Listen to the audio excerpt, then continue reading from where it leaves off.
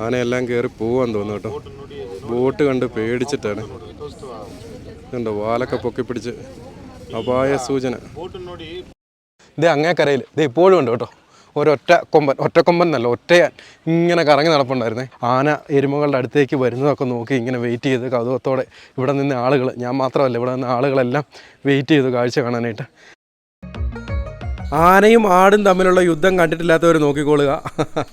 കേഴയാണോ മ്ലാവാണോ? മ്ലാവാണെന്ന് തോന്നുന്നു. എന്തായാലും മ്ലാവിനെ അവിടെ ഒന്ന് ഓടിക്കാനായിട്ട് ആ ആനയുടെ ഒരു ശ്രമം. ഒരു കുട്ടിയാനയാണെന്ന് തോന്നുന്നു.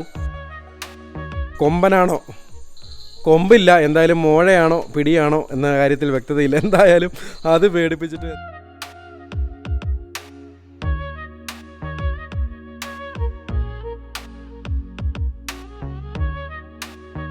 എല്ലാവർക്കും ഗുഡ് മോർണിംഗ്. സമയം രാവിലെ 6:30 മണിയാണ്. ഇത് കുമളിയാണ് സ്ഥലം. കുമളിയിലെ തേക്കടി എൻട്രൻസിനുള്ള പാർക്കിംഗ് ഗ്രൗണ്ട്, ടിക്കറ്റ് കൗണ്ടറൊക്കെ വരുന്ന ഭാഗത്ത് വന്ന് നിൽക്കുകയാണ്. മൈലിന് ഇവിടെ പാർക്ക് ചെയ്തു. മൈലിന് 85 രൂപയാണ് പാർക്കിംഗ് ചാർജ്. ഇതേ ഒരു വണ്ടി, ആദ്യ വണ്ടി പോയേ.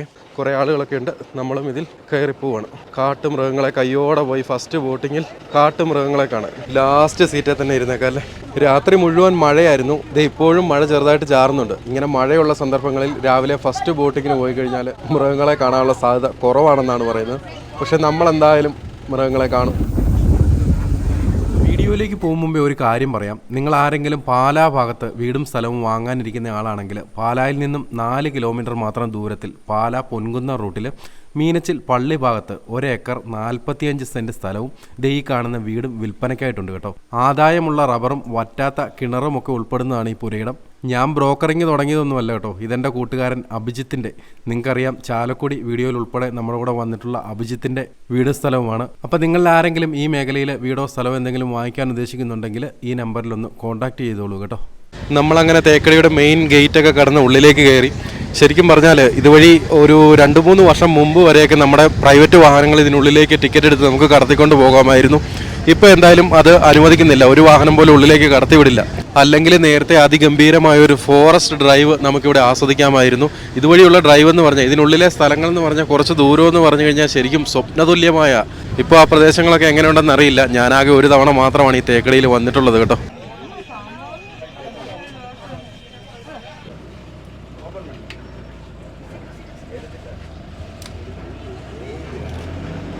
നേരെ ബോട്ട് ടിക്കറ്റ് കൗണ്ടറിലേക്ക് വേഗം പോയി നമുക്ക് ബോട്ടിങ്ങിന് ടിക്കറ്റ് എടുക്കാം. ഇപ്പോൾ ബോട്ടിങ്ങിന് പോകാനായിട്ട് നമുക്കൊരു ഫോം കിട്ടി. ഇത് ഫില്ല് ചെയ്ത് ഇവിടെ കൊടുക്കണമെന്നാണ് കേട്ടോ പറഞ്ഞത്. ഫില്ല് ചെയ്യാൻ പേനയില്ലല്ലോ എന്ന് കരുതി വരുമായിരുന്നേ. ഇവിടെ ഇഷ്ടംപോലെ പേന ഇതുപോലെ നൂലേക്ക് കെട്ടിയിട്ടിട്ടുണ്ട്. ഇതേ ബോട്ടിങ്ങിന് ടിക്കറ്റൊക്കെ എടുത്ത് കേട്ടോ. 255 രൂപയാണ്. KTDCയുടെ ടിക്കറ്റാണ് എനിക്ക് കിട്ടിയത് കേട്ടോ. ഈ 2 കൗണ്ടർ കണ്ടോ. ഇത് KTDCയുടെ ബോട്ടിങ്ങിൻ്റെ, അത് ഫോറസ്റ്റ് ഡിപ്പാർട്ട്മെൻറ്റിൻ്റെ ബോട്ടിങ്ങിൻ്റെ. എന്തായാലും നമ്മൾ ബോട്ടിങ്ങിന് പുറപ്പെടുകയാണ്. ദേ ഇവിടെ നിന്ന് ഇവർ നേരെ അക്കരെ ആനയെ കണ്ടെന്നൊക്കെയാണ് പറയുന്നത്. പക്ഷെ നമ്മൾ വന്നിട്ട് ഞാൻ നിരീക്ഷിച്ചിട്ട് എന്തായാലും ഇവിടെ ആനയൊന്നും കാണുന്നില്ല. അപ്പോൾ ഇത് രാവിലെ 6:30 ആയപ്പോൾ ഞാൻ കുമളി വന്നതാണ്. കുമളി വന്നിട്ട് അവിടുന്ന് തേക്കടിയുടെ പാർക്കിങ്ങിൽ കൊണ്ട് നമ്മുടെ മയിലിനെയൊക്കെ പാർക്ക് ചെയ്ത് 85 രൂപയാണ് അവിടെ പാർക്കിംഗ് ചാർജ്. പാർക്ക് ചെയ്തിട്ട് 75 രൂപയുടെ എൻട്രൻസ് ടിക്കറ്റ് എടുത്ത് ഫോറസ്റ്റ് ഡിപ്പാർട്ട്മെൻറ്റിൻ്റെ ബസ്സിൽ ഇതേ തേക്കടിയുടെ ബോട്ട് ലാൻഡിങ്ങിൻ്റെ സമയത്ത് വന്നിരിക്കുകയാണ്. രാവിലെ 7:30 മണിക്കാണ് ഫസ്റ്റ് ബോട്ടിങ്. അതിൽ തന്നെ നമുക്ക് KTDCയുടെ ബോട്ട് ടിക്കറ്റാണ് കിട്ടിയത്. പോകും വഴിക്ക് ധാരാളം മൃഗങ്ങളെയൊക്കെ കാണാൻ പറ്റുമെന്ന് പ്രതീക്ഷിക്കുന്നു. ഈ ബോട്ടിങ് സ്റ്റാർട്ട് ചെയ്യുന്നതിൻ്റെ സമയത്തായി ഇതേ പക്മാർക്ക് എന്ന പേരിൽ ഒരു സുവനിയർ ഷോപ്പാണെന്ന് തോന്നുന്നു. എന്തായാലും രാവിലെ അതിൽ കാര്യമായിട്ടുള്ള തിരക്കൊക്കെ ഉണ്ട് കേട്ടോ. ഇതേ അത്യാവശ്യം ഫോറസ്റ്റിൻ്റെ പെരിയാർ ടൈഗർ റിസർവിൻ്റെ ബാഡ്ജിങ് ഒക്കെയുള്ള കുറേ തൊപ്പികളും ഇതേ കോട്ടുകളും അങ്ങനെ ബനിയനുകളും പിന്നെ ഫ്രിഡ്ജ് മാഗ്നറ്റ് അങ്ങനെയുള്ള ഐറ്റംസൊക്കെയാണ്. ഇത് കണ്ടോ, പെരിയാർ ടൈഗർ റിസർവിൻ്റെ ബാഡ്ജിങ് ഉള്ള ചെറിയൊരു ബനിയൻ, ആദിക്ക് പറ്റിയ ഒരു ബനിയൻ. വെറും 170 രൂപ മാത്രമാണ്. അപ്പോൾ എന്തായാലും ഞാൻ തിരിച്ചു വരുമ്പോൾ അത് വാങ്ങുന്നതായിരിക്കും. അതിൻ്റെ ചെറുതുണ്ടോ? 6 വയസ്സ്. അയ്യോ, ഇതേ ഗേറ്റ് തുറന്നു. അവിടെ നിന്നാൽ മതിയായിരുന്നു.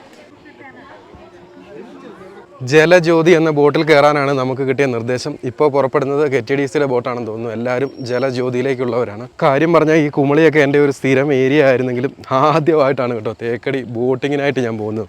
തേക്കടി ഇവിടെ വന്നിരിക്കുന്നത് തന്നെ ആകെ ഒരു തവണ മാത്രമാണ്. അതും എൻ്റെ കല്യാണമൊക്കെ കഴിഞ്ഞ് ആര്യ ഒരുമിച്ച് എന്നോ ഒരു ആവശ്യത്തിന് കുമളിയിൽ വരേണ്ടി വന്നപ്പം ഞങ്ങൾ വെറുതെ ഇവിടെ ഒന്ന് കയറി. അങ്ങനെയാണ് ആകെ എൻ്റെ ഏക തേക്കടി സന്ദർശനം. അന്ന് പക്ഷേ ഭയങ്കര തിരക്കായിരുന്നു. ഇതുപോലെ ടിക്കറ്റൊന്നും കിട്ടാൻ പാകത്തിന് ഇതുകൊണ്ട് ആനപ്പിണ്ട ഇവിടെയൊക്കെ കിടപ്പുണ്ട്. ആനയൊക്കെ മേഞ്ഞ് നടക്കുന്ന ഒരു സ്ഥലമാണ് ഇവിടെ കേട്ടോ. അപ്പോൾ അന്ന് വന്നതിൽ നിന്ന് ഇപ്പോൾ എന്താണ് ഒരു വ്യത്യാസം എന്ന് ചോദിച്ചാൽ, അന്ന് വന്നപ്പോഴേക്കും നമ്മുടെ പ്രൈവറ്റ് വാഹനങ്ങൾ ഇതിനുള്ളിലേക്ക് കടത്തി വിടുമായിരുന്നു. നമുക്ക് ടിക്കറ്റൊക്കെ എടുത്ത് അടിപൊളി ഒരു ഫോറസ്റ്റ് ഡ്രൈവൊക്കെ ആസ്വദിച്ച് ഈ ബോട്ടിങ്ങിൻ്റെ കുറച്ച് അപ്പുറത്ത് വരെ നമുക്ക് സ്വന്തം വാഹനത്തിൽ വരായിരുന്നു. ഇപ്പോൾ എന്തായാലും ആ സിസ്റ്റം പൂർണ്ണമായിട്ട് ഒഴിവാക്കി.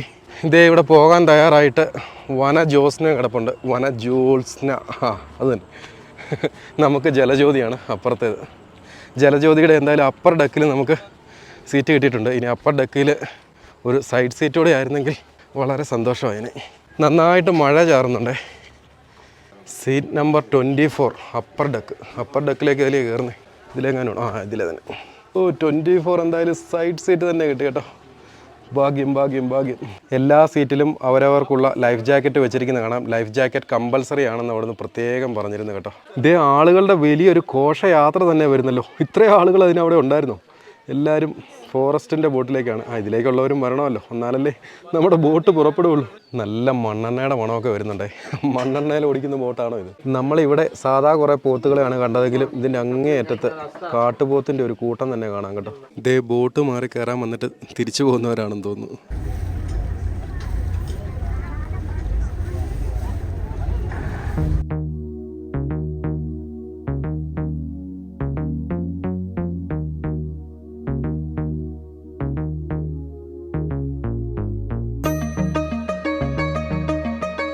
ഇതേ നമ്മുടെ ബോട്ട് അങ്ങനെ പുറപ്പെട്ട് കേട്ടോ. അത്യാവശ്യം നന്നായിട്ട് മഴ പെയ്യാൻ തുടങ്ങി. മഴയായതുകൊണ്ട് മൃഗങ്ങളെല്ലാം അവരുടെ വീട്ടിൽ കയറി ഇരിക്കുമാവും. അങ്ങനെ മുല്ലപ്പെരിയാർ റിസർവോയറിലൂടെ നമ്മുടെ ജൈത്രയാത്ര ആരംഭിച്ചിരിക്കുകയാണ് കേട്ടോ. 1895 മുല്ലപ്പെരിയാർ ഡാം നിർമ്മിച്ചത്. അതിനുശേഷം മാത്രമാണ് ഇവിടെ ഇങ്ങനെ ഒരു ലേക്ക് ഉണ്ടായത് കേട്ടോ. ഈ തേക്കടി ജലാശയത്തിൻ്റെ ഒരു പ്രത്യേകത, ഇതുപോലുള്ള മരക്കുറ്റികൾ ഇങ്ങനെ ധാരാളം കാണാം. ഇനി അങ്ങോട്ട് നമുക്ക് ധാരാളം കാണാനായിട്ട് സാധിക്കും. അപ്പം 1895 പണിത ഡാം, ഇത്രയും പഴക്കമുള്ള ഒരു ഡാം. അപ്പോൾ അന്ന് ഇതിൽ വെള്ളം നിറച്ചപ്പം നശിച്ചുപോയ മരങ്ങളായിരിക്കാം. അതിൻ്റെ കുറ്റികൾ ഇത്രയും കാലം ഇങ്ങനെ നിൽക്കുക എന്ന് പറയുന്ന ഒരു വലിയ അത്ഭുതമല്ലേ. വേറെ ഡാമിലൊന്നും ഇങ്ങനത്തെ കാഴ്ചകൾ നമുക്ക് കാണാനുമില്ല. ഇതുകൊണ്ട് നന്നായിട്ട് മഴ പെയ്യുന്നുണ്ട്. വെള്ളത്തിലേക്ക് നോക്കുമ്പോൾ ഒരു പ്രത്യേക വെള്ളത്തിനെല്ലാം തുള വീണ.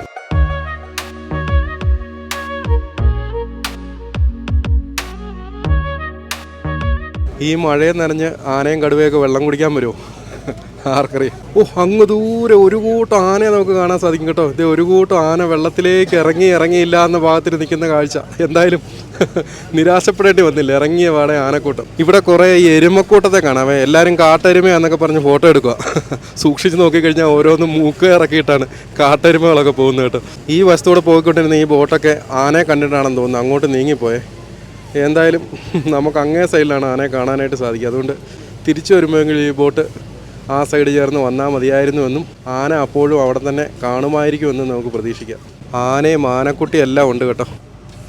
എന്തായാലും ആന ഉള്ളതുകൊണ്ടാണെന്ന് തോന്നുന്നത്. അവയെ ശല്യം ചെയ്യാതിരിക്കാനാവും ബോട്ട് എന്തായാലും ഇങ്ങോട്ട് നീങ്ങിയിട്ടാണ് പോകുന്നത്. തീരെ കുട്ടിയായിട്ടുള്ളൊരു ആനയുണ്ട് കേട്ടോ. തീരെ കുട്ടി ആന 2-3 ഉണ്ട്. അതിൽ ഒരെണ്ണം തീരെ കുട്ടിയാണ്. ഇതെല്ലാം തിരിച്ച് ബോട്ട് കണ്ടതേ തിരിച്ച് കയറി പോവുകയാണ് കണ്ടോ. ഫസ്റ്റ് ബോട്ടിങ്ങിന് വന്നാൽ മാത്രമാണ് ഇതുപോലുള്ള കാഴ്ചകൾ കാണാൻ പറ്റുക. അല്ലെ പിന്നെ അവസാനം വൈകുന്നേരം 3:30 ബോട്ടിങ്ങിന് വന്നാലും ഇവയൊക്കെ ഇങ്ങനെ വെള്ളത്തിൽ നീരാടാനും നമുക്ക് ഇരിക്കുന്ന സീറ്റിൽ നിന്ന് അങ്ങോട്ടും ഇങ്ങോട്ടും മൂവ് ചെയ്യാനുള്ള അവകാശമില്ല കേട്ടോ. സീറ്റ് ബെൽറ്റ് നിർബന്ധമാണ്. എന്തായാലും ബോട്ട് ഇവിടെ ഒന്ന് റൊട്ടേറ്റ് ചെയ്യുന്നുണ്ട്. നമ്മുടെ സൈഡിലേക്കും ആനക്കാഴ്ചകൾ വരികയാണ് കേട്ടോ. ഇത് കണ്ടോ, ആന നമ്മുടെ സൈഡിൽ കൂട്ടമായിട്ടങ്ങ് നടന്നു പോകുന്ന കാഴ്ച കണ്ടോ. ആനയെല്ലാം കയറി പോകാൻ തോന്നുന്നു കേട്ടോ. ബോട്ട് കണ്ട് പേടിച്ചിട്ടാണ് കണ്ടോ. വാലൊക്കെ പൊക്കി പിടിച്ച് അപായ സൂചന.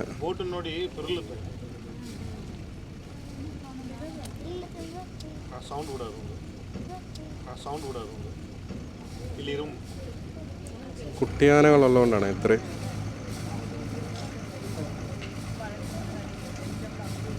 ഇതേ ഒരു കാട്ടുപന്നി കേട്ടോ. കാട്ടുപന്നി. ഈ മഴ കാരണം കാഴ്ചകൾ കാണാൻ ഒരു ഭംഗിയില്ല കേട്ടോ. അല്ലെങ്കിൽ മൃഗങ്ങളെ ഒന്നും കണ്ടില്ലെങ്കിൽ കൂടി ഈ ബോട്ടിംഗ് ഒരു പ്രത്യേക അനുഭവമാണ്. പക്ഷേ ഇപ്പോഴത്തെ കാഴ്ചകളിലെല്ലാം മൂടി കറുത്തിരുണ്ട്, കാഴ്ചകൾ ഒരു ഭംഗിയുമില്ല. ശരിക്കും അടുത്ത് കാണാൻ പറ്റുന്നില്ലെങ്കിൽ അവിടെ ഇവിടെ എല്ലാം ധാരാളം കാട്ടുപോത്തിനെയും മാൻ കൂട്ടങ്ങളെയും ഒക്കെ നമുക്ക് കാണാം കേട്ടോ. മാനാണോ അതെയോ കേഴയാണോ മ്ലാവാണോ എന്നൊന്നും തിരിച്ചറിയാൻ പാകത്തിന് അടുത്ത് കാണത്തില്ല കേട്ടോ. ഇതേ നമ്മളങ്ങനെ ലേക്ക് പാലസിനോട്, ഇവിടുത്തെ ഫോറസ്റ്റിൻ്റെ സ്റ്റേ ആയ ലേക്ക് പാലസിനോട് അടുക്കുകയാണ്. ഫോറസ്റ്റിൻ്റെ ആണോ KTDCയുടെ ആണോ എന്നുള്ള കാര്യത്തിൽ എനിക്ക് കൃത്യതയില്ല. എന്തായാലും ഇതിനുള്ളിൽ 3 പ്രധാന സ്റ്റേകളാണുള്ളത്. അതിൽ ഏറ്റവും പ്രധാനപ്പെട്ടത് ഈ ലേക്ക് പാലസ് ആണെന്ന് തോന്നുന്നു. KTDCയുടെ ആവും കേട്ടോ. പിന്നെ നമുക്കുള്ളത് അരണ്യ നിവാസും പിന്നെ പെരിയാർ നിവാസും, അങ്ങനെ 3 എണ്ണമാണെന്നാണ് എൻ്റെ ഒരു വിശ്വാസം. എന്തായാലും അവിടെ സ്റ്റേ ചെയ്തിട്ട് വരുന്നവരായിരിക്കും ഈ ഇറങ്ങി വരുന്നതല്ലേ. ഇപ്പോൾ കയറിയവരോട് ലൈഫ് ജാക്കറ്റ് കമ്പൽസറി ആണെന്നൊക്കെ പറയുന്നുണ്ട്. ലൈഫ് ജാക്കറ്റ് ധരിച്ചില്ലെങ്കിൽ 1000 രൂപ ഫൈൻ ഉണ്ടത്രേ. ഇതേ നമ്മൾ ദൂരെ കണ്ട കൂട്ടം എന്ന് പറഞ്ഞാൽ മ്ലാവുകളാണ് കേട്ടോ. മ്ലാവുകളുടെ വലിയ കൂട്ടമാണ്. അതിനടുത്തേക്ക് പക്ഷേ ബോട്ട് അടുപ്പിക്കില്ല എന്ന് തോന്നുന്നു കേട്ടോ. എന്തായാലും അടുത്ത് പോയിരുന്ന വ്യത്യസ്തമായൊരു കാഴ്ചയായിരുന്നേനെ. നമുക്കൊരിക്കലും ഈ മ്ലാവുകളെ അങ്ങനെ അത്രയ്ക്കങ്ങ് നമുക്ക് കാട്ടിലൂടെയൊക്കെ നടന്നിട്ടും പിടി തന്നിട്ടില്ലാത്ത ഇവിടെ, പക്ഷേ ഇതിങ്ങനെ മനുഷ്യരോട് ഇണങ്ങി അങ്ങ് ഇറങ്ങി നടക്കുകയാണെന്ന് തോന്നുന്നത്. നമ്മൾ വന്ന വഴിക്കുമൊക്കെ ആ വഴി സൈഡിലൊക്കെ നിന്ന് കണ്ടിരുന്നു ബസ്സിൽ വന്നപ്പോഴേ.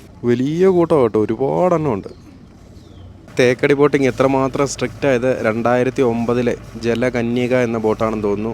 ബോട്ട് അപകടത്തിന് ശേഷമാണ്.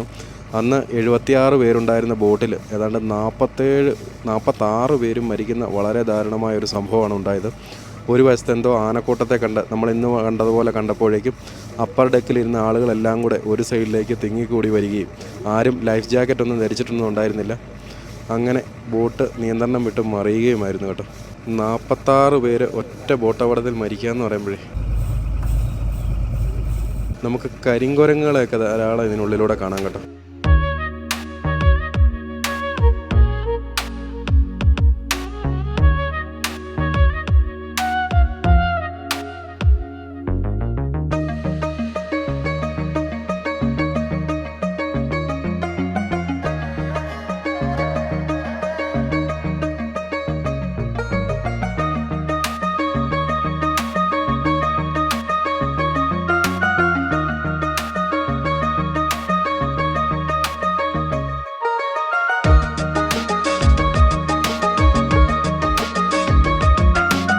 നമ്മൾ ബോട്ടിംഗ് ഒക്കെ കഴിഞ്ഞ് താൽക്കാലികമായി തിരിച്ചെത്തി കേട്ടോ. താൽക്കാലികമായി എന്ന് പറഞ്ഞാൽ ഒരു തവണ കൂടി ബോട്ടിങ്ങിന് പോകണമെന്ന് എനിക്ക് ആഗ്രഹമുണ്ട്. കാരണം മറ്റൊന്നും കൊണ്ടല്ല, തേക്കടി തടാകത്തെ നമുക്ക് മനോഹരമായിട്ട് കാണാൻ സാധിച്ചില്ല. വലിയ മഴക്കാറായിരുന്നു. അത്യാവശ്യം നന്നായി ചില സമയത്തൊക്കെ മഴ പെയ്യുന്നുണ്ടായിരുന്നു. അതുകൊണ്ട് തന്നെ കാലാവസ്ഥ കുറച്ചുകൂടി തെളിയുകയാണെങ്കിൽ നമുക്ക് ഒരു റൗണ്ട് കൂടി ബോട്ടിങ്ങിന് പോകണം. ഇന്നെന്തായാലും തേക്കടിയിൽ വലിയ തിരക്കൊന്നുമില്ല. ബോട്ട് ടിക്കറ്റിന് വലിയ ബുദ്ധിമുട്ടില്ലാതെ നമുക്ക് ബോട്ടിങ്ങിന് ടിക്കറ്റും കിട്ടും. ആ സാഹചര്യത്തിൽ ഉച്ചയാകുമ്പോൾ ഈ മഴയൊക്കെ ഒന്ന് മാറുകയാണെങ്കിൽ ഒരിക്കൽ കൂടി ഒരു റൗണ്ട് കൂടി ബോട്ടിങ് പോകണം. 7:30 പുറപ്പെട്ട എല്ലാ ബോട്ടുകളും 3 ബോട്ടുകളും ഇതാ തിരിച്ചെത്തി. ഇനി അടുത്ത ബോട്ടിങ് 9 മണിക്കാണ്. 9 മണിക്ക് എന്തായാലും ഈ കാലാവസ്ഥയ്ക്ക് കാര്യമായ മാറ്റം വരുമെന്ന് എനിക്ക് തോന്നുന്നില്ല. അല്ലെങ്കിൽ സമയം 9 മണിയോടെ അടുത്ത് ആയി കേട്ടോ. 2009 ദുരന്തത്തിൽപ്പെട്ട ജലകന്യക എന്ന ബോട്ട് ഉൾപ്പെടെ ഉപയോഗശൂന്യമായ കുറേ ബോട്ടുകൾ ഇവിടെ കൂട്ടിയിട്ടിരിക്കുന്ന കാഴ്ചകൾ നമുക്ക് കാണാം. എന്തായാലും ഇവിടെ ഇനി നമുക്ക് വല്ല റെസ്റ്റോറൻറ്റോ കാര്യങ്ങളോ വല്ലതും കഴിക്കാൻ പാകത്തിന് വല്ലതും കിട്ടുമെന്ന് നോക്കാം. എന്തായാലും ഇനി കഴിക്കാതെ ഇവിടെ പിടിച്ചു നിൽക്കാനായിട്ട് എന്നെക്കൊണ്ട് സാധ്യമല്ല. എന്തായാലും നന്നായിട്ട് വിശക്കുന്നുണ്ട്. ഇവിടെ കഴിക്കാൻ കിട്ടിയില്ലെങ്കിൽ നമ്മൾ വീണ്ടും കുമിളി ചെന്ന് കഴിച്ചിട്ട് വരും കേട്ടോ. 46 പേരുടെ ജീവനെടുത്ത ജലകന്യകേനെ ഒന്ന് കണ്ടിട്ട് വരാം കേട്ടോ. ഇത് ജലരാജയാണ്. ജലരാജ കാലപ്പഴക്കം കൊണ്ട് സൈഡാക്കിയിരിക്കുന്നതാണെന്ന് തോന്നുന്നു. ഇതാണോ അപകടത്തിൽപ്പെട്ട ബോട്ട്? അരണ്യനിവാസ് ആൻഡ് ലേക്ക് പാലസ് എന്നൊക്കെ മാത്രമാണ് എഴുതിയിരിക്കുന്നത്. ഞാൻ ഇതായിരിക്കും ആ ജലകന്യക എന്ന് കരുതി വന്നതാണ്. പക്ഷേ കണ്ടിട്ട് അപകടത്തിൽപ്പെട്ട ഒരു ബോട്ട് പോലെ തന്നെ ഉണ്ട്. ഇതുകൊണ്ട് കാട്ടുപോത്തിൻ്റെ വലിയ കൂട്ടമൊക്കെ അങ്ങേക്കരയിലുണ്ട്.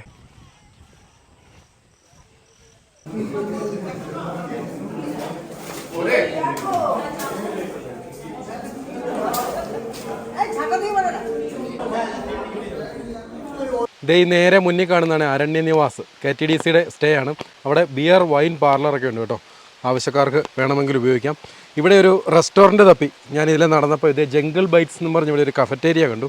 പക്ഷേ അത് ക്ലോസ്ഡ് ആയിരുന്നു. എങ്കിലും നിരാശപ്പെടേണ്ടി വന്നില്ല. ഫോറസ്റ്റ് ഡിപ്പാർട്ട്മെൻറ്റിൻ്റെ ഒരു ക്യാൻറ്റീൻ ഇവിടെ ഉണ്ട് കേട്ടോ. ഇത് ക്ലോസ്ഡ് ആണെന്ന് തോന്നും. എപ്പോഴും ഇതിൻ്റെ ഡോർ അടഞ്ഞായിരിക്കും കിടക്കുക. അത് കുരങ്ങന്മാരെ പേടിച്ചിട്ടാണ്. ഇവിടെ അത്യാവശ്യം എല്ലാ ഫുഡ്, ചപ്പാത്തി, അപ്പം, പൊറോട്ട എല്ലാം കിട്ടും. ഞാൻ പൊറോട്ടയല്ല ചപ്പാത്തിയും കടലക്കറിയും ചായയും കഴിച്ചു. നമ്മൾ ബോട്ടിംഗ് ഒക്കെ കഴിഞ്ഞ് 9 മണിയായപ്പോൾ തിരികെ എത്തിയതാണ്. ഇപ്പോൾ സമയം 10 മണിയായി. ഇതുവരെ മഴ കൂടിയതല്ലാതെ തോർന്നിട്ടില്ല കേട്ടോ. ഇന്നെന്തായാലും തെളിഞ്ഞ കാലാവസ്ഥയിൽ തേക്കടി തടാകം കാണാൻ സാധിക്കുമെന്ന് തോന്നുന്നില്ല. എന്തായാലും നമ്മൾ ശ്രമം ഉപേക്ഷിക്കുന്നൊന്നുമില്ല. ഇവിടെ കുറച്ച് നേരം കൂടി വെയിറ്റ് ചെയ്ത് നോക്കാം. ഇവിടെയല്ല, നമുക്ക് കുമിളി പോയി അവിടെ വെയിറ്റ് ചെയ്യാം. എന്തായാലും ഉച്ചയാകുമ്പോഴേക്കും, പൊതുവേ കുറേ ദിവസങ്ങളായിട്ട് രാത്രിയും രാവിലെയൊക്കെ കൊണ്ട് മഴ തീരുന്നു, പകല് വെയിൽ തെളിയുന്ന സാഹചര്യമൊക്കെയാണ്. ഇന്നെന്തായാലും അങ്ങനെയാണെന്ന് തോന്നുന്നില്ല. എന്തായാലും തിരക്ക് തീരെ കുറവായതുകൊണ്ട് എനിക്ക് ഇവിടെ നിന്ന് ഇനി ബസ് അങ്ങോട്ട് കിട്ടാനായിട്ട് ഞാൻ മാത്രമേ ഇവിടെ ബസ്സിന് വേണ്ടി വെയിറ്റിംഗ് ഉള്ളൂ. ഒരു വണ്ടി നിറഞ്ഞിട്ടല്ലേ സാധാരണ ബസ് പുറപ്പെടും. അപ്പോൾ എന്തായാലും കുറേ സമയം എനിക്ക് ഇവിടെ വെയിറ്റ് ചെയ്യേണ്ടി വരുമെന്ന് തോന്നുന്നു. നിങ്ങളിതുവരെ കണ്ടത് രാവിലെ 7:30 ബോട്ടിംഗ് ആയിരുന്നെങ്കിൽ ഇനി നിങ്ങൾ കാണാൻ പോകുന്നത് ഉച്ചയ്ക്ക് 1:30 മണിയുടെ ബോട്ടിംഗ് ആണ് കേട്ടോ. ഇപ്പോൾ സമയം 1:30 മണിയായി. ടൈമിങ്ങിൽ ബോർഡിലൊക്കെ 1:30 എന്നാണ് എഴുതിയിരിക്കുന്നതെങ്കിലും 1:45 ബോട്ട് ഇവിടുന്ന് പുറപ്പെടാനായിട്ട്. ഇപ്പോൾ ഇവിടെ ടിക്കറ്റ് വാങ്ങിച്ച് നമ്മളെ ഉള്ളിലേക്ക് കയറ്റുമെന്ന് പ്രതീക്ഷിച്ച് ഇവിടെ നിൽക്കുകയാണ്. ശരിക്കും മഴ മാറാൻ വേണ്ടി കാത്തു നിന്ന് മഴ മാറിയെന്നല്ലാതെ വെയിലൊന്നും തെളിഞ്ഞില്ല. കാര്യമായിട്ട് കാഴ്ചകളൊന്നും അത്ര ഭംഗിയായില്ല. എങ്കിലും 12 മണി മുതൽ ഇവിടെ ഞാൻ വെയിറ്റിങ്ങിലാണ്. 11:45 ബോട്ടിങ് പുറപ്പെടുന്ന ആ സമയത്തൊക്കെ ഭയങ്കര മഴയായിരുന്നു കേട്ടോ. അതുകൊണ്ട് തന്നെ ഞാൻ അതിനൊന്നും കയറിയില്ല. ഇതേ ടിക്കറ്റൊക്കെ വാങ്ങിച്ച് ആദ്യം തന്നെ ഞാൻ ഇങ്ങോട്ട് കടന്നു കേട്ടോ. നമ്മൾ ഇത്രയും നേരം ഇവിടെ വെയിറ്റ് ചെയ്തു. 12 മണി മുതൽ ഞാനിവിടെ ഒരൊറ്റ ഇരിപ്പാണ്. ഈ നേരം അത്രയും എനിക്കൊരു എൻ്റർടൈൻമെൻ്റ് ആയിട്ട് ഇതേ അങ്ങേക്കരയിൽ ഇത് ഇപ്പോഴും ഉണ്ട് കേട്ടോ. ഒറ്റക്കൊമ്പൻ എന്നല്ല, ഒറ്റയാൻ ഇങ്ങനെ കറങ്ങി നടപ്പുണ്ടായിരുന്നേ. നമ്മുടെ ബോട്ട് ലാൻഡിംഗ് ഒക്കെ വരുന്നതിൻ്റെ നേരെ അക്കരെ. എന്തായാലും ഒരു 1.5 മണിക്കൂറായിട്ട് ആശാൻ അതിലെ തന്നെ കറങ്ങി നടപ്പുണ്ട്. അവിടെ കുറേ എരുമകൾ മേഞ്ഞ് നടപ്പുണ്ട്. കാട്ടെരുമയല്ല, നാട്ടെരുമയാണ്. അപ്പുറത്ത് താമസക്കാരൊക്കെ മേയാൻ വിട്ടിരിക്കുന്നത്, അപ്പുറത്തല്ല ഇവിടെ സമീപത്തുള്ള താമസക്കാരൊക്കെ മേയാൻ വിട്ടിരിക്കുന്ന എരുമകളാണ്. അവ ആനയെ കണ്ട് പേടിച്ച് മാറുമോ എന്നൊക്കെ ഇങ്ങനെ ശ്രദ്ധിച്ചുകൊണ്ട് ആന എരുമകളുടെ അടുത്തേക്ക് വരുന്നതൊക്കെ നോക്കി ഇങ്ങനെ വെയിറ്റ് ചെയ്ത് കൗതുകത്തോടെ ഇവിടെ നിന്ന് ആളുകൾ, ഞാൻ മാത്രമല്ല ഇവിടെ നിന്ന് ആളുകളെല്ലാം വെയിറ്റ് ചെയ്തു കാഴ്ച കാണാനായിട്ട്. എന്തായാലും ആന അടുത്തൊക്കെ വന്നെങ്കിലും ഈ എരുമകളൊന്നും അതുകൊണ്ട് പേടിച്ചൊന്നുമില്ല കേട്ടോ.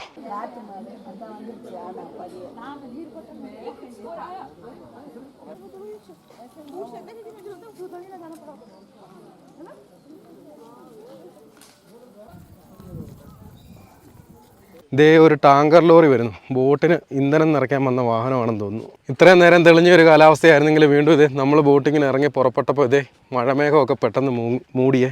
ആ കൊമ്പൻ 1.5 മണിക്കൂറായിട്ട് ഇതിലേക്ക് ഇറങ്ങി നടപ്പുണ്ട്.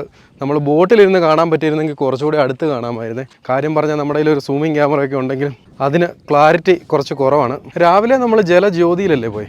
ഇപ്പോഴും ജലജ്യോതി തന്നെയാണ് പോകുന്നത്. 24 രാവിലെ സൈഡ് സീറ്റ് ആയിരുന്നു. ഇപ്പോൾ കിട്ടിയിരിക്കുന്നത് 18ആണ്. 18ഉം സൈഡ് സീറ്റ് ആണെന്നാണ് അവിടുന്ന് പറഞ്ഞത്. ഇവിടെ സീറ്റ് സെലക്ട് ചെയ്യാനുള്ള ഓപ്ഷനൊന്നും ഇല്ല കേട്ടോ. അവിടെ കൗണ്ടറിലിരിക്കുന്നവർക്ക് അത് ഏത് സീറ്റാണ്, സൈഡ് സീറ്റാണോ മിഡിൽ സീറ്റാണോ എന്ന് അറിയത്ത് പോലുമില്ല. എന്തായാലും ഞാൻ അന്വേഷിച്ചപ്പോൾ 18ഉം സൈഡ് സീറ്റ് ആണെന്നാണ് എനിക്ക് അറിയാൻ സാധിച്ചത്. ഇതിനിടയ്ക്ക് ജലസുന്ദരി എന്നും പറഞ്ഞ് ചെറിയൊരു ബോട്ടിങ്, അത് സ്പെഷ്യൽ ബോട്ടാണെന്ന് തോന്നുന്നത്. ഇവിടെ അരണ്യനിവാസിലോ എവിടെയെങ്കിലുമൊക്കെ സ്റ്റേ ചെയ്യുന്നവർക്ക് വേണ്ടിയുള്ള സ്പെഷ്യൽ സർവീസ് ആയിരിക്കുമെന്ന് ഞാൻ വിചാരിക്കുന്നു. അവിടെ നിന്ന് തന്നെ പറ്റിച്ചു കേട്ടോ. 18 സൈഡ് സീറ്റ് ആണെന്നാണ് പറഞ്ഞത്. 17 സൈഡ് സീറ്റ് വരുന്നത്. ഏതെങ്കിലും സൈഡ് സീറ്റ് ഒഴിവ് വരുമോ എന്നറിയാൻ വേണ്ടി ഞാൻ ഈ പുറകെ വെയിറ്റിംഗ് ആണേ. എന്നോട് ഇവിടെ വെയിറ്റ് ചെയ്യാൻ പറഞ്ഞു. ഇനി അപ്പർ ഡെക്ക് കിട്ടിയില്ലെങ്കിലും കുഴപ്പമില്ല, താഴെ ലോവർ ഡെക്കിലായാലും ഒരു സൈഡ് സീറ്റ് നമുക്ക് കിട്ടിയേ പറ്റൂ. എന്തായാലും നമ്മുടെ അഭ്യർത്ഥന ബോട്ട് ജീവനക്കാർ കേട്ട് കേട്ടോ. അപ്പർ ഡെക്കിൽ കിട്ടിയില്ലെങ്കിലും ലോവർ ഡെക്കിൽ ഒരു സൈഡ് സീറ്റ് കിട്ടി. പിന്നെ നിർഭാഗ്യമെന്ന് പറയട്ടെ, രാവിലത്തെ അവസ്ഥയുമായിട്ട് ഒരു വ്യത്യാസവും ഇല്ലേ. ഇതേ വീണ്ടും മഴ ചാറാനായിട്ട് തുടങ്ങി.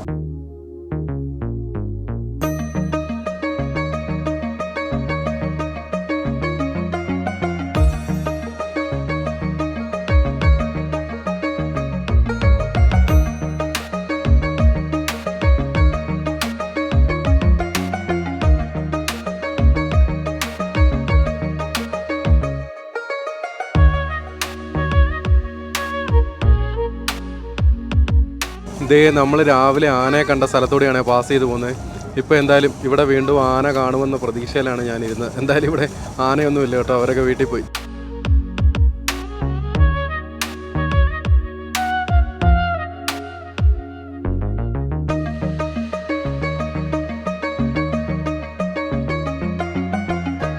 ഇതുകൊണ്ടോ ആ മലമുകളിൽ 2 ആന നിൽക്കുന്നത് കണ്ടോ? നിങ്ങൾക്ക് കാണാൻ പറ്റുന്നുണ്ടോ? കണ്ട ആനയാണെന്ന് പോലും തോന്നത്തില്ല കേട്ടോ.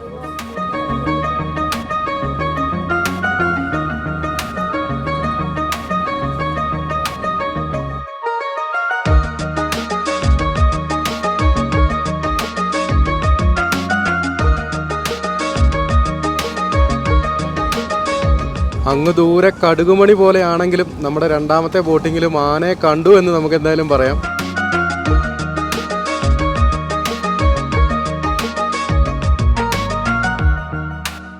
ഇത്രയൊക്കെ കണ്ട സ്ഥിതിക്ക് എന്തായാലും നമുക്ക് ഇനി കുറച്ചുകൂടി അടുത്ത് എന്തായാലും ആനയെ കിട്ടുവേ. ഇന്നെന്തായാലും ആനച്ചാകരയാണ്. എന്നാലും നമുക്കൊരു കാട്ടുപോത്തിനെ അടുത്ത് കാണാനായിട്ട് പറ്റുന്നില്ലല്ലോ. നമ്മുടെ കേരളത്തിലെ ടോപ്പ് 5 ടൂറിസ്റ്റ് ഡെസ്റ്റിനേഷൻ എടുത്താൽ അതിലൊന്നായിട്ട് എന്തായാലും തേക്കടി ഉണ്ടാവും. അപ്പം എന്തായാലും നിങ്ങളിൽ ചിലരെങ്കിലും വിചാരിക്കുന്നുണ്ടാവും തേക്കടിയിൽ എന്തുകൊണ്ടാണ് ഇതിനും മാത്രം, തേക്കടിയിൽ എന്താണ് ഇതിനും മാത്രം ഉള്ളതെന്ന്. നിങ്ങളെന്നല്ല, ഞാനും ഈ അടുത്ത കാലം വരെ ചിന്തിച്ചിരുന്നു എന്താണ് ഇതിനും മാത്രം ഈ തേക്കടിയിൽ കാണാനുള്ളതെന്ന്.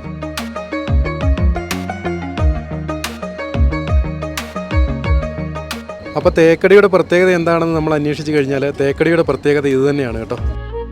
ഇന്നെന്തായാലും ലേക്ക് പാലസിലുള്ളവർക്ക് ആനച്ചാകരയാണ്. അവർക്ക് അങ്ങനെ റൂമിലിരുന്നിട്ട് ഈ ആനക്കൂട്ടത്തെ കാണാനായിട്ട് സാധിക്കും. ഇതുപോലെ ആനിമൽ സൈറ്റിംഗ് കിട്ടുന്ന കേരളത്തിൽ മറ്റൊരു ടൂറിസ്റ്റ് സ്പോട്ട് ഉണ്ടെന്ന് തോന്നുന്നില്ല. അതും വളരെ ഈസിയായി കാട്ടിലൂടെ ബുദ്ധിമുട്ടി ട്രെക്ക് ചെയ്യുകയോ അതിൻ്റെ ഒന്നും ആവശ്യമില്ല. ഏത് പ്രായക്കാർക്കും, കൊച്ചു കുട്ടികൾക്ക് പോലും, പ്രായമായവർക്ക് പോലും വളരെ എളുപ്പത്തിൽ ഇതുപോലെ മൃഗങ്ങളെ കാണാൻ പറ്റുന്ന ഒരു ടൂറിസ്റ്റ് ഡെസ്റ്റിനേഷൻ തേക്കടി മാത്രമാണ് കേട്ടോ. അതുകൊണ്ടായിരിക്കാം തേക്കടിക്ക് ഇത്രമാത്രം പ്രാധാന്യം. മലയാളികളല്ല ഇവിടെ പ്രധാനമായും എത്തുന്നത്, ഫോറിനേഴ്സും നോർത്ത് ഇന്ത്യൻസും ഒക്കെയാണ്.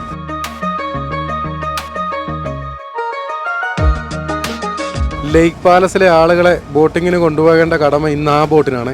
നമ്മുടെ ബോട്ട് എന്തായാലും അതിൽ നിന്ന് രക്ഷപ്പെട്ടു.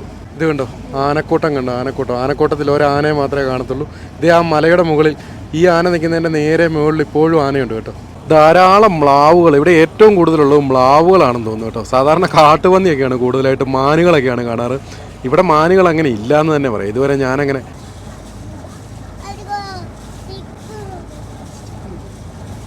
ഇവിടെ മാനുകളുടെ റോള് കൈയടക്കിയിരിക്കുന്ന ഈ മ്ലാവുകളും കേഴയാടുകളുമാണ്. കേഴയാടിനെ അങ്ങനെ ധാരാളം ഇവിടെ കാണാനായിട്ടില്ല. ദേ നമ്മൾ മടക്കയാത്രയിലാണേ. നമ്മൾ മുമ്പ് കണ്ട ആനക്കൂട്ടം ഇത് അവിടെ തന്നെ ഉണ്ട് കേട്ടോ. ആനയും ആടും തമ്മിലുള്ള യുദ്ധം കണ്ടിട്ടില്ലാത്തവർ നോക്കിക്കോളുക.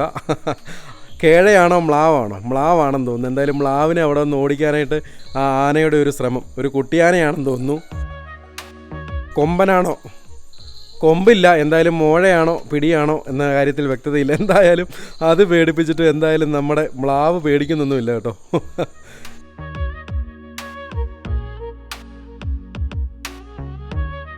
എന്തായാലും ആന പഠിച്ച പണി 18 നോക്കുന്നുണ്ട്. വീണ്ടും മ്ലാവിനെ തുരത്താൻ നോക്കുന്നു. എന്തായാലും അതൊന്നും വകവയ്ക്കാതെ എന്തോ ചെറിയ പേടി തട്ടിയിട്ടുണ്ട് മ്ലാവിന്. എങ്കിലും അതൊന്നും കണ്ടു കുലുങ്ങുന്ന പാർട്ടിയല്ല. ചോദ്യം ചെയ്യാനായിട്ട് എൻ്റെ പെണ്ണിനെങ്ങാനും തൊട്ട നിന്നെ ഞാൻ കുത്തി മലത്തുമെന്നും പറഞ്ഞ് മ്ലാവിൻ്റെ ചേട്ടൻ വരുന്നുണ്ട് കേട്ടോ. അതിനെ പേടിച്ച് നമ്മുടെ ആന വിട്ടുപോകാൻ തോന്നുന്നു. ഇതേ പരാതിയായിട്ട് ബോസിൻ്റെ അടുത്തേക്ക് പോവാണേ. ബോസ് എങ്ങനെങ്കിലും ഇടപെടണം എന്ന് കരുതി അവിടെ ചെന്നപ്പോഴേക്ക് ആശാന് ഭയങ്കര ധൈര്യമൊക്കെ വീണ്ടും ചോർന്നു പോയ ധൈര്യമൊക്കെ തിരിച്ചു കിട്ടി. ബോസ് എന്തായാലും ഇടപെടുന്ന ലക്ഷണമൊന്നുമില്ല. ബോസ് ഇല്ലെങ്കിൽ ഞാനും ഇല്ല.